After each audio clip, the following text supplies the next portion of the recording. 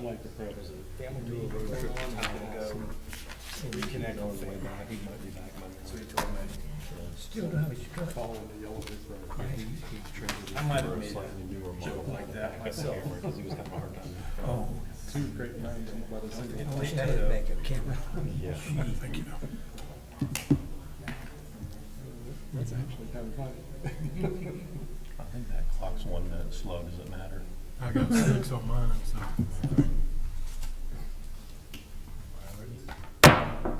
Good evening. Welcome to the Town of Weaverville workshop for June 17th, 2025. First on the agenda is the budgets for fiscal year 2025-2026. Mr. Vice Mayor, Council, appreciate your time tonight. What we'll go through is, at our last council meeting, what you had authorized us to come back with was a 3-cent tax increase, taking us to 38. We've worked that budget. As you go through the packets on page 3, you'll see the general fund, the fire fund, and then the grant project fund. On page 8 is our water enterprise fund and our capital projects. And page 11 gives you a breakdown of budget summary by department. In that discussion, it seemed that there was after the several members of the community had spoke, asking for you to consider even an additional tax increase. So what we have done tonight, if you would like to see it, we have prepared a document with a 4-cent tax increase. But again, I think council needs to do their due diligence on discussing whether we want a 3-cent or a 4, and we do have both of them prepared, and we'll give you an opportunity to discuss that now if you would like before we move on to the fee schedules, or we can go through the fee schedules and pay classifications, because that won't change with whatever your recommendation is, and then have the discussion at the end. Either way you'd like for us to proceed. Council members, you'll have a preference? Well, the fee schedule will be pretty quick. Right, so, Yeah. It might be nice to go through the whole okay, thing. we'll go through and then come back, circle back to you, and you can give us some guidance on 3 or 4 cents. Yes. All right. So Jennifer, you want to talk about the fee schedule? So- Yeah, No, not good. okay. Is the mic on? So, yes. So-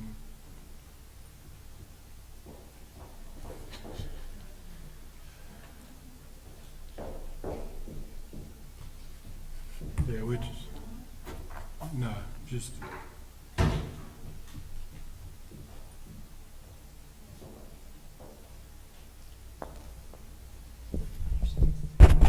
okay. Yeah, I mean, she could have said. We have an empty seat up Yeah, here we could have too. sat right there too, so.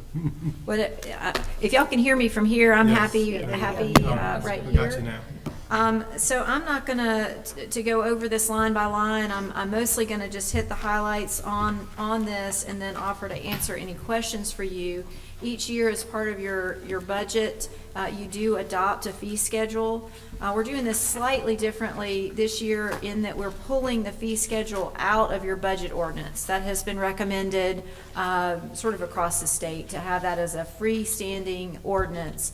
And really doubly so because we've got a fee schedule for your general fund and fire fund. And then because your water is set up as a public enterprise fund that operates a little bit differently, there's an ordinance for that as well. The general fund, fire fund, just a few changes. We did add a special event permit fee for town events with a no charge. It didn't make a lot of sense for us to pay ourselves on some of those permits. We have simplified some of the planning and zoning permit fees in favor of some fixed fees. I'm happy to show you some examples in that. We broadened the fee in lieu of sidewalks to include things like the Maple Tray stormwater requirements that you had. Now it's a to be determined fee, but at least it's in your fee schedule. There were a couple of fees that we added: construction debris violation fee and a street cut permit fee. Those have been added. And then of probably most interest to town council, we did listen to a lot of your conversations about the community center and the fees associated with the primarily the private rentals for the community center, and also a little bit for this room as well. We have simplified the structure a fair degree, and we have increased the fees primarily on the non-resident, sort of commercial-based folks that might be renting. We have raised the rates just a little bit on the residents, nonprofits, employees on those. But I will tell you that it's a little bit hard to compare, say, how much of an increase it is, because we have simplified it. And so where in the past, you'd had certain things grouped together and it depended on what all you wanted with your rental. This is now simplified, and so we'll keep an eye on that for next year, and may have some further recommendations for you, but we think it's a good starting point for those. On the water fund side, we did include the water rate increase based on the study that was done, completed in 2024. We've added, there are a couple of areas where we looked to see whether we were really capturing either all of the material costs or all of our employee costs. And so there were a couple of areas where we did increase some fees. An example of that would be your tap fees. We weren't fully covering the cost of copper, for instance. So those increases, you'll see pretty minimally. Let's see, we did add an irrigation fee section. That's new to you. In the past, you have indicated that one of your goals of your fee schedule and your water rates is to figure out how to conserve some water. And right now, your irrigation meters are billed just like your house is. And so there's not really an incentive for you to use less water in watering your lawn, for example. And so we did add a section on irrigation connections, and with some the fees on that are a little bit higher than your normal domestic usage. Any questions? Thank you. We'll have Tanya talk to us about the pay plan and personnel policy, and we'll go into the discussion. Mr. Yes, sir. I don't know where it's covered in that, but one of the items in the penalties was, I think, a $50 charge for someone blocking a driveway. Mm-hmm. That's awful low for the inconvenience it's gonna cause somebody. Because they can't normally find the person that to get it and everything, so I think that ought to be higher, but I'm not gonna make a big deal out of it. I'm just pointing out if someone need to get out of their driveway or coming in, and somebody left their car there for 2 or 3 hours. And we can adjust that, and Captain Shea, you can correct me if I'm wrong, but the penalty for blocking a lane of travel is $100. So if council's discretion would like to make that match, then we can do that, because I know we do have some challenges where, no, I mean, and you may be correct on the blocking the driveway being 50, but I know the lane of travel is 100, and so if we need to look at that and make that match, then we can do that as well. So is that correct, Captain Shea? Yes, sir. Yep. So where you have one side of the street may be striped with no parking, if someone chooses to park in that travel lane, now blocking the entire lane, then that is a $100 citation for blocking that travel lane. Okay, So, thank you. I think you're right though, Doug. I think that if they're just blocking somebody's driveway, it is $50. Right. We definitely have that issue on my street. I think it'd be higher, should be higher. Right. Okay. I've never had the problem myself, but I can just imagine the inconvenience of someone if they had to get out. It's very common at 20 Brown Street, Okay. and it rolls down into Merriman sometimes too. So, or is council suggestion, say make it at least match the $100 that the lane is? Sure. I'd be Okay. fine with that. Okay, all right, we'll get that changed in there then, and noted. And as far as the fee schedule goes, are you good with everything else in there? Just make that change and amendment of $100 in that section? I'm good with that. Okay. Any council members object?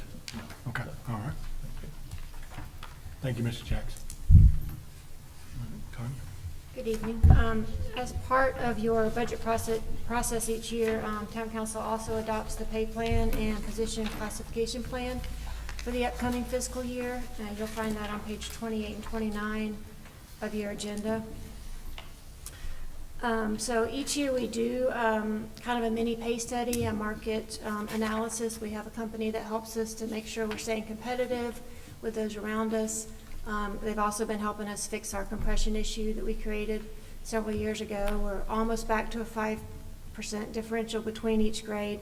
Not quite there, but we've been working our way back each year. So they help us each year with those things. This pay plan does have 3% cost of living incorporated into it. Besides that, there's very minor changes. We have a couple of additional positions we've added to allow for some career development and succession planning, but other than that, very few changes from prior year. Anything I can answer for you on the pay plan?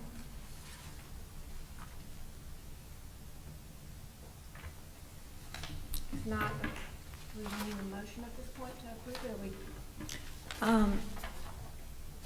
Manager Harris, do you want to talk about how Yeah. COLA is going to roll out?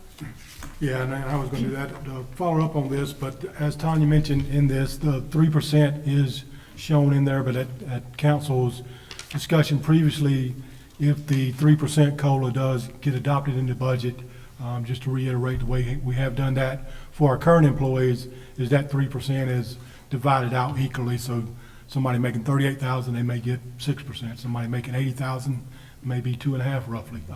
So that, just so you are aware that the 3% is shown for new hire employees, but in our current, it would be approximately $2,100 split out amongst all the employees. So just want to make sure we did reiterate that.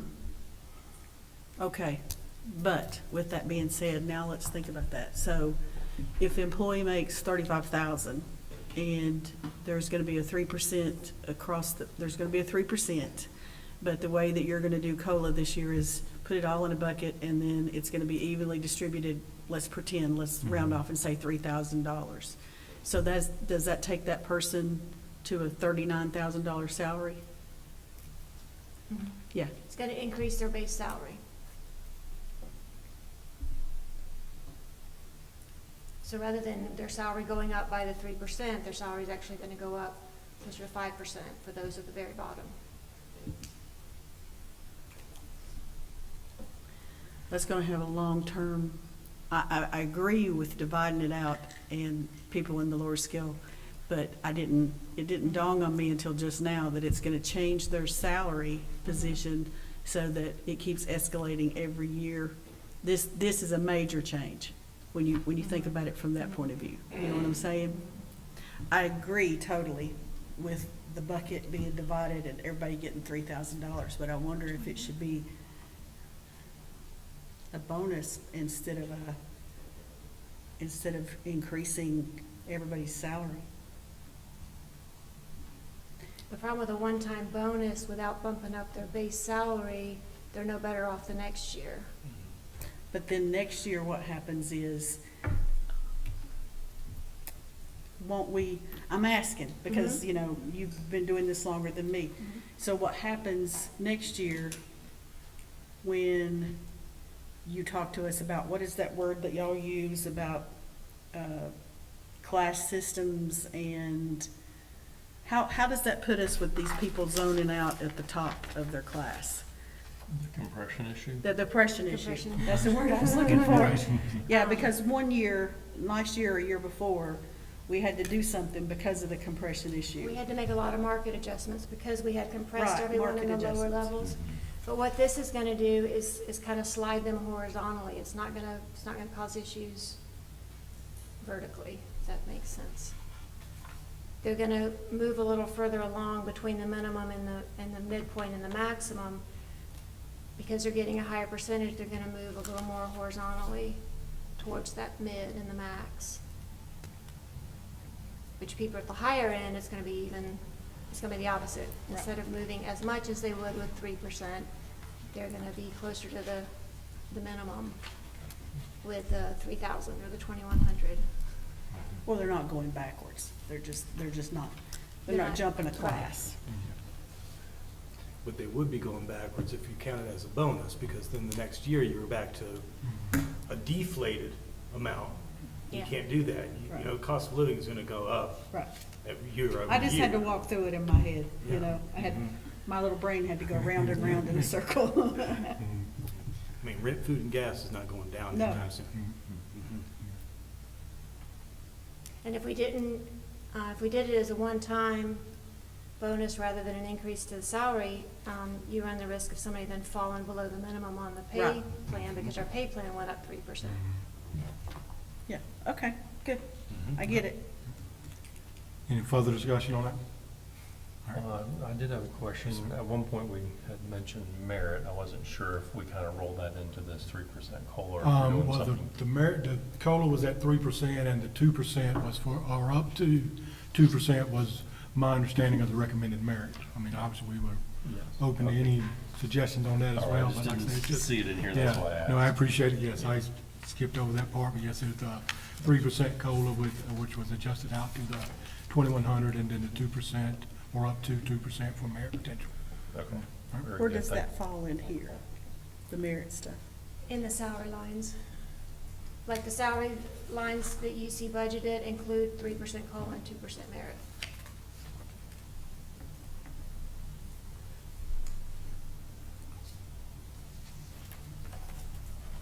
Any other questions before I move to personnel policy? Okay. On page 30, we're proposing some amendments to your personnel, 30 and 31. Under sick leave, which is on our benefits and leave, section 4, what we are proposing is currently we allow employees to transfer their sick leave if they come from another municipality, local government agency, somebody that is part of the Elders local government retirement system. But currently, that sick leave cannot be transferred till after 1 year of service. It does not cost us any money as far as payout or anything, so what I'm looking at is proposing is once the employee completes their probationary period, which is typically 6 months, then they would be eligible to transfer that sick leave in. For example, with our accrual rate of sick leave, somebody could be here 3 or 4 months, and then if they take 1 day of sick leave, then they're out of time when they've got a bank sitting over there that could be transferred in. So what we do in that case, that's one of the manager's discretion that would allow them, if they were going to have to use, whether it be an off-duty accident or anything like that, be out longer. But we felt that with it being no cost to the town, that it was a benefit to allow them to transfer that sick leave in after their 6-month probationary period, or once they complete the probationary. Any- So the money's already out there? It's Or is it sick just- leave. It's just sick leave, so there's no pay to it.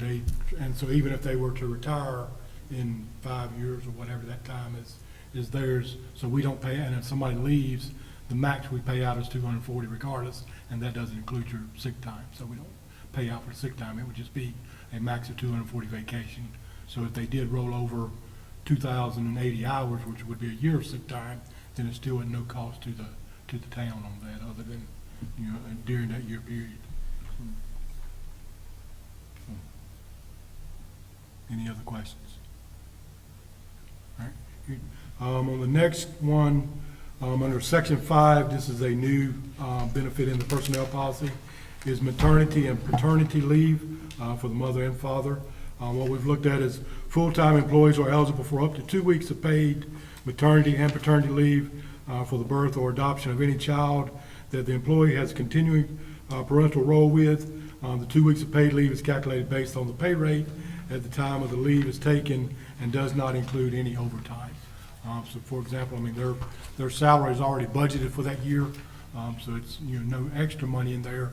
For one, they wouldn't be accruing any type of overtime, but we would look at it as basically if they were wanted that time off, then it would be 2 weeks with pay, which we felt was an added benefit this day and age to kind of help our employees out. And again, that does cover maternity or paternity leave in that aspect.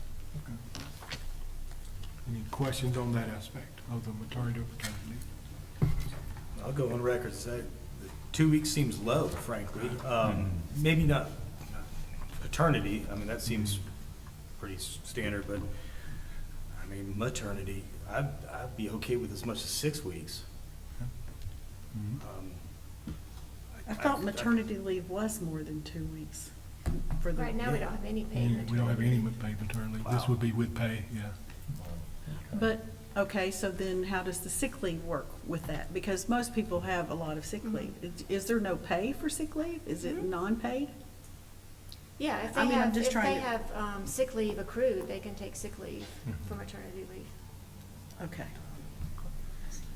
And they're allowed, under FMLA, they're allowed 12 weeks if they qualify. If they've been here a year, they can take 12 weeks of leave, But there's no but pay it's with not, that. But it's not paid Right. leave. So the town right now does not offer any paid maternity or paternity leave. Wow.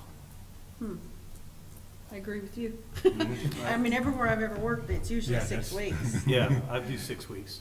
for the woman. And then I 2 offer for an the- extra 6 weeks of unpaid. Right. Mhm. Which would get you to the 12 weeks. That of- gets you to 12. Okay. That's right. It's a mix. If you're thinking about increasing that, I would encourage you to do the same for a father as you do for a mother. Just because there are certain circumstances where you've got a single dad that's caring for a newborn. Could we split it at 4? I don't think it's like that in the, I don't think it's like that in the public Yeah, sector. in the private Yeah. sector. Yeah, we would have Um, to look that up before we go We farther. could split it at 4. I mean, yeah, I've never seen non-governmental be equal, but this is government, so I know. Since we have nothing on the books, we should probably get something and then revisit this. I agree. So go through with this and then revisit. Or add a little bit to it, Or but add a still little bit to revisit. it. But still do some more homework and see if we have some new If we thoughts need to about keep that. it, if our attorneys are advising that we keep it equal, for equal protection, I mean, then 4 and 4 would be my suggestion. That would be my vote.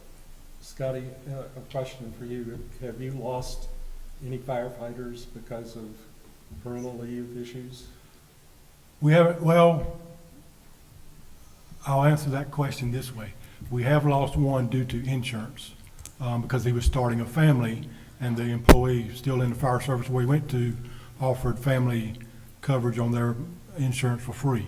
And and they were expecting a child along the way. She was far along to where that factored into his decision. And that's on the insurance side, not particularly on the paternity side or maternity side. But that was factored into his decision, and the reason he chose to go to it, because they were still in the same retirement system, but did offer 100% family coverage as well. So that was his decision on that. So, but as far as people being out, we do have several young families starting out in the fire department. So, and that's a challenge in itself.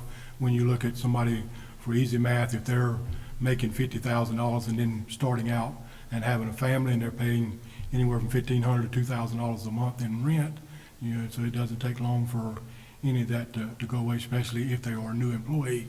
With our accrual rate on sick leave, then they may not only have a week or two, and obviously if they've been here long enough, they get FLMA and they're FLMA eligible, but that is without pay as well for those 12 weeks, and it just protects their job for 12 weeks. But you're losing their expertise and training for that Yes. period of time. Yes, So there's an investment that's, yes, sir. The way this is worded, it says 2 weeks for paid maternity or paternity, both. Mhm. Okay. Correct. What if it was 6 weeks for whichever parent is the primary stay-at-home person with the new child, and 2 weeks for the other? One of those, that parent may not be our employee, so we wouldn't be able to offer that option. That's assuming they both work for us. Okay. Well, this assumes they both work for us, too. Well, no, this is assuming that whether you are a mother yeah, or a father, okay. maternity Two different here. families. Yes. So for the paternity side, on the male side, whether it's, Got it. whichever, whether you're adopting a child or what, then we put it in there that way. Yeah, got it. If it makes a difference, I can tell you, out of our close to 90 full-time positions. We have 8 or 9 women. We have to report that to the Department of Labor each month, so we count them up, and I think we have 9 out of the close to 90 total. It's a very small percentage. So we'll be paying this much more on the paternity side than we will on the maternity side.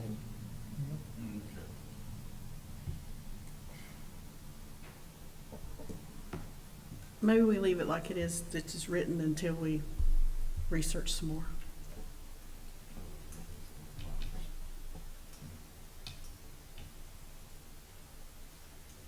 So you have 10% women and 90% men that work here.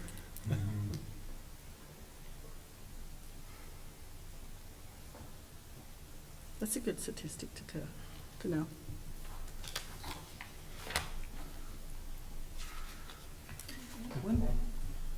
One way you could do it, you could do 4 weeks, or do 6, I'm just spitballing, you could do 6 weeks at half pay, and that would be an incentive to work. And you're still getting 3 weeks now worth of pay. But it discourages the fathers from just taking it if they're the breadwinner. I don't know, I'm just talking out loud now. Okay. 2 weeks seems low, however, we may need to mull it over and just at least get this going and then revisit, or do we want to make nod heads and say 4? Well, basically, this is getting something on the books we've never had on the books before. So this is a good first start. Yes. Okay.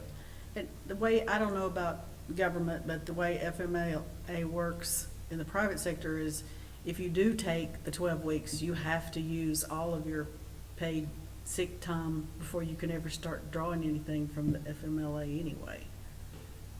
So, The FMA basically is that it is unpaid leave unless you have to use your own leave.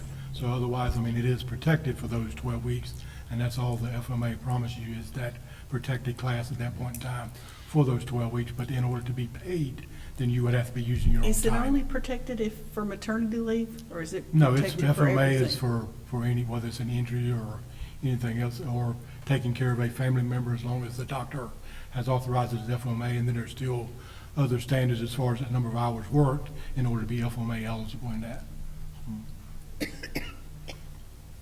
Okay. I have a question that's on a whole different topic, if that's allowed. What is a construction debris violation? So your contractors are required to keep essentially mud and debris off of the streets. And so what that would do is if you've got a contractor out there that's really violating that, this is going to give us a little more teeth to make sure that they're cleaning up their site, for instance, after a rain event. Is it outside of the bounds of their job site? Yeah, when their job site spills out into the road, the town street running right in front of them, this is going to require them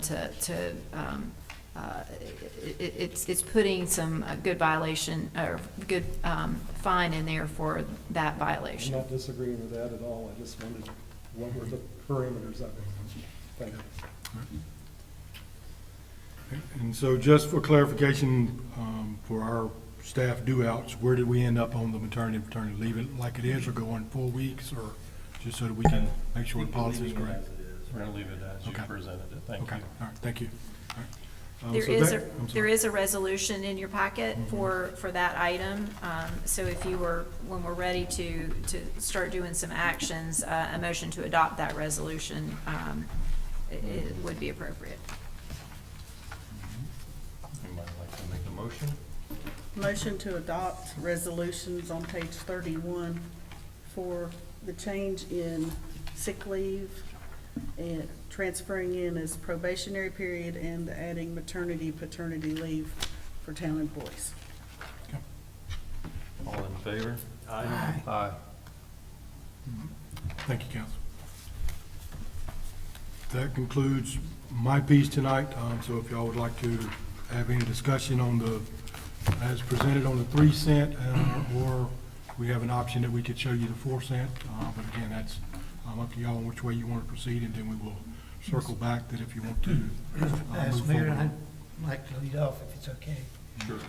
What we have coming is a perfect storm, almost. I can remember, wasn't too long ago, where we had almost 80% funds balance. And we decided we need to use that up, so we spent it down. We didn't do a tax increase for a number of years. Now we've got a tax increase, and also we're gonna be hit by the county with another tax increase of 3.26%, I think. And we've got external factors which are gonna affect the cost of living for residents. The tariffs that's being imposed is gonna be a burden on people. We can't make it all up in 1 year, but my recommendation would be that, and I was on council when it was voted for, but we pull the fund balance down pretty quickly in a short time.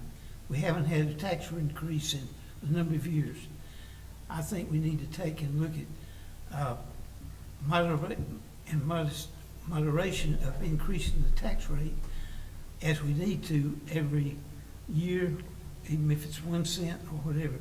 But to get hit with, as far as I know at this point, 6.25%, plus these external factors of what's going on, which is out of our control with the worldwide. So I would be much in favor of the 3 cents at this point. But I think in the future that we should continue to maybe do an annual good reassessment rather than wait a few years and all of a sudden get hit by a big chunk. Plus, like I said, the perfect storm with all these other factors that's coming into play. Yeah, I believe it's been 9 years. 9 Yeah. years. And that was a mistake. And you've been on there the whole 9 years, right? Yep. Does anybody want to hear the 4%? I think we've kind of seen what those numbers look like, but we could have town manager go over that, or we could just all take a turn discussing whatever you prefer. I just want to say that when we first started talking about this, I was in favor of leaving it at 2 cents. And we've had a lot of discussion since then. We've had letters, we've had folks coming in and speaking to us. And I'm okay with 3 cents. There was a bit of discussion this last month about maybe going to 4 cents. The letters that we've gotten are in favor of 3, maybe 4 cents. The neighbors that are speaking to me about this and asking what we're going to do would be fine with 3 cents.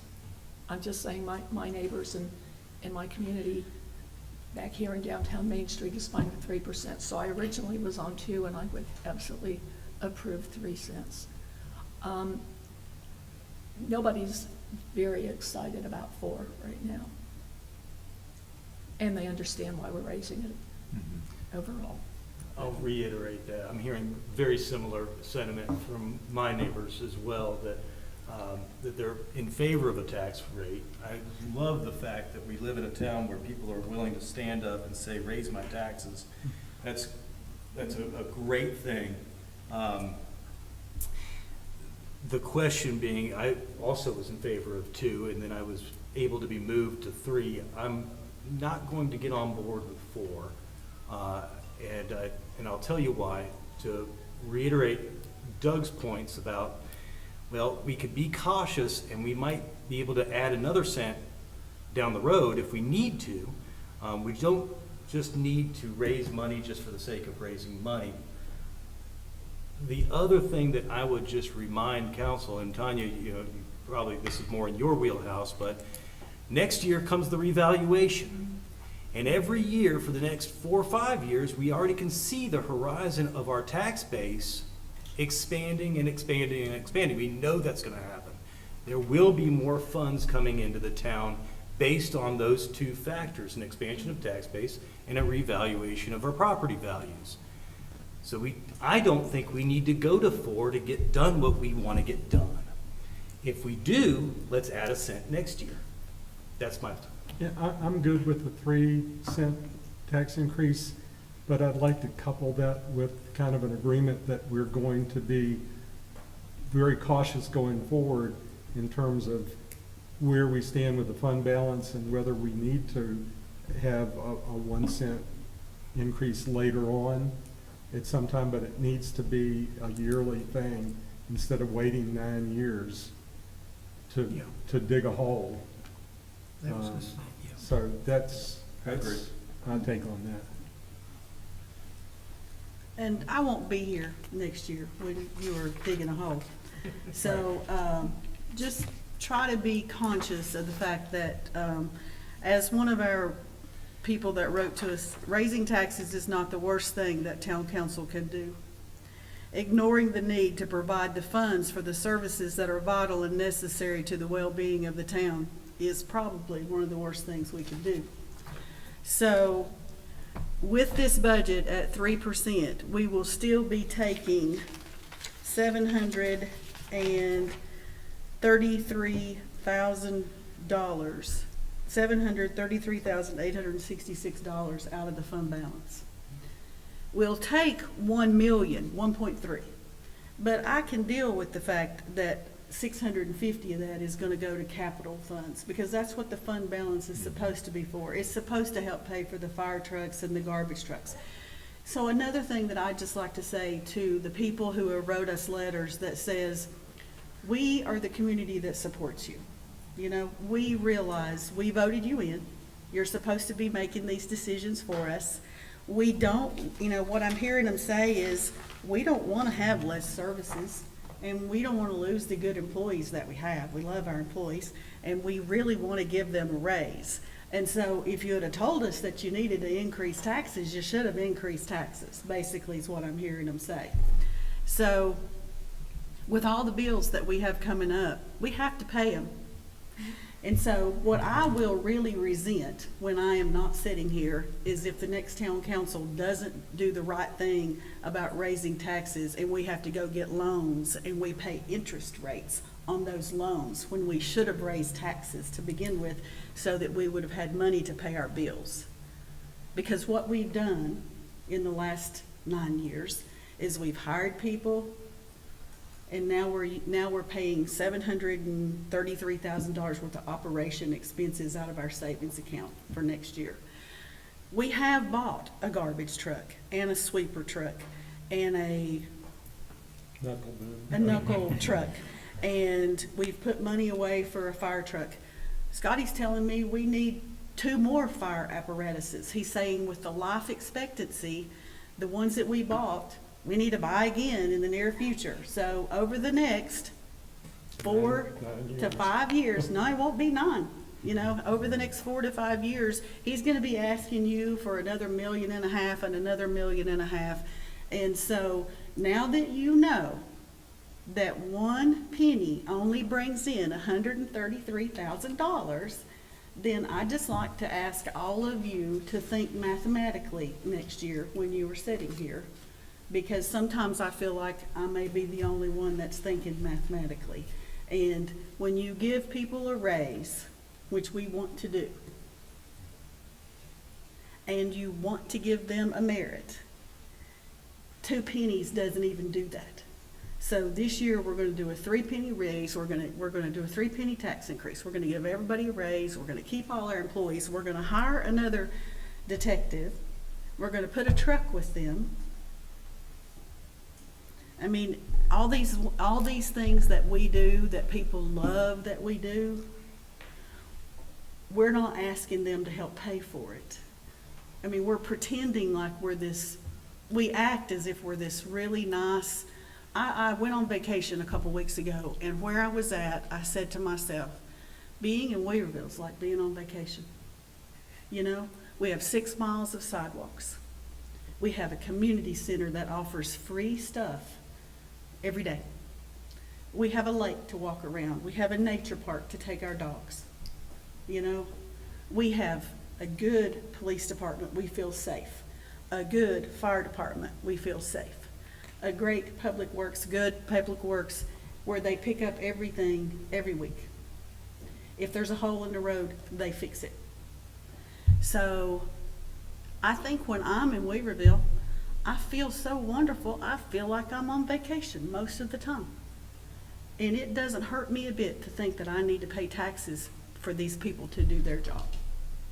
And now I'm getting cold chills because, you know, if you can be on vacation every day of your life and live in a wonderful place like this, I looked up and I said, when did people start paying taxes? You know, that's the only way that we can provide all these services to people is through taxes. So anyway, I'm okay if everybody else wants to only do 3. I mean, you know, bringing in 1 more cent's only another $133,000. But realizing that we haven't funded the street thing in how many years? We skipped 2. Okay. This next one will be just 133,000. Yeah. After not funding it for 2 years, we're only funding it for 133. this Yeah, next and that year. doesn't do much. I mean, Dale's not gonna schedule people to come pave, you know, a football field of something. So anyway, I understand where y'all are coming from. We just need to do better in the future. Well, I mentioned that we had let this go too long, and we pulled it down, and we can learn from our mistakes, but we're not gonna catch up in 1 year, but we need to have increases every year that we need to in modest amounts, and let it spread out. I'm looking here at the population, you made the point on the growth, but on the information that we were given last night regarding the growth, we're gonna be bumping 10,000 by 2030 in 5 years. So that's gonna increase our tax base a good bit besides the revaluation, so. Well, if you look at it, if you drive around and look at everything that we already have approved and see how long it takes, about a year to get all their permits, it takes a year to 18 months to get the water and sewer, and then finally they start building. So, I mean, we know we've got 1,200 things on the books, but we're not gonna be seeing taxes from them for 2 or 3 years. So, next year's still gonna hurt, just so you know. I'm not happy with Yeah, and I would agree that 3% is 3 cents. is good. I'm open to 4 cents. And I think going so long without a tax increase has probably hurt us a little bit. And if we go forward, then every year we need to take a harder look at, you know, do we need to add something to really make this go? And we also need to look at how growth and income's factored into that. Yeah, I was at 4 mainly because of the uncertainty in the marketplace. And you know what happens if FEMA goes away? Where does that leave us? We have to pay our bills. You have to pay our bills. Then you have to get a loan, then you have to pay interest, and then There you you really go. gotta raise taxes. That's kind of where I'm coming from, so. Shall we take a vote? Straw poll, maybe? Well, it sounds like you would go for, Yeah. but that leaves us 3 and 3. So we're gonna have to wait and have Patrick. So let's table it and let the mayor come back on Monday. Everybody good with that? Okay, all right, I'm gonna table that discussion. And any further discussion? Do you want to go ahead and, I didn't hear any real controversy or discussion over the water fund. Do you want to go ahead and consider adoption of that budget tonight? And then the adoption of the fee schedules and position classification plan? Or did you want to hold everything? I mean, I think there's 6 of us here. We can go do the ahead and water. handle this business tonight. I mean, the good thing about water is it helps pay for itself. Yeah. We don't have these dilemmas.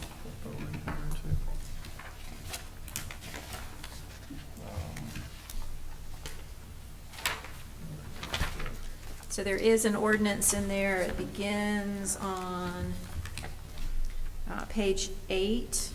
And so if you're happy with what was presented, a motion to adopt the budget for 2025, 2026 for the Water Enterprise Fund, that will get you there.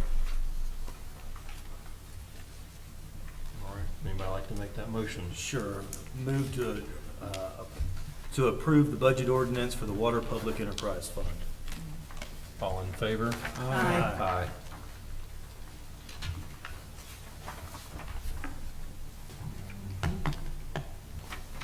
Do we need to do the other one? Yeah, all right. Would somebody like to make a motion on the community center fees? I believe that's the next one. Yeah, so that could be a motion to approve the fee schedule ordinance for the general fund and fire fund with the one change to increase the blocking private driveway to $100. Anybody like to Can I make make that that motion? motion as she stated? Yes. All in favor? Aye. Aye. Thank you for navigating those through for us. If you want me to keep going, I'm happy to, but I'm also happy to turn it over Sure to you you. can keep going? So the next one is the fee schedule for your water enterprise fund. So a motion to adopt the fee schedule for that fund as presented. Didn't hear any changes to that one. I'm not aware of any changes. Is there a motion for that one?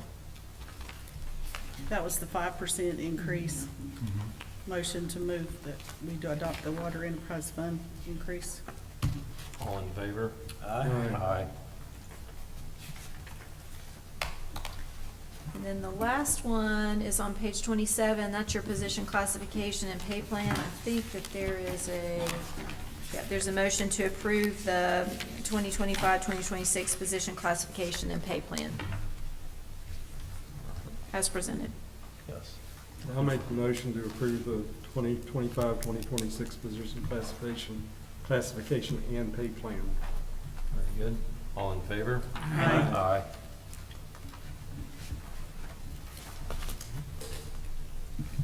And I believe if there's no further business in front of us, I adjourn this meeting.